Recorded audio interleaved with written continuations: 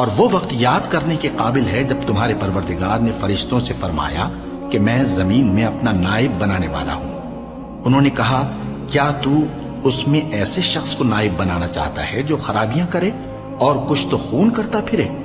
اور ہم تیری تعریف کے ساتھ تسبیح و تقدیس کرتے رہتے ہیں۔ فرمایا میں وہ باتیں جانتا ہوں جو تم نہیں جانتے۔ اور اس نے آدم کو سب چیزوں کے نام سکھائے، پھر ان کو فرشتوں کے سامنے کیا اور فرمایا کہ اگر سچے ہو تو مجھے ان کے نام بتاؤ۔ انہوں نے کہا تو پاک ہے، جتنا علم تو نے ہمیں بخشا ہے اس کے سوا ہمیں کچھ معلوم نہیں، بے شک تو دانا ہے، حکمت والا ہے۔ تب اللہ نے آدم کو حکم دیا کہ آدم تم ان کو ان چیزوں کے نام بتاؤ۔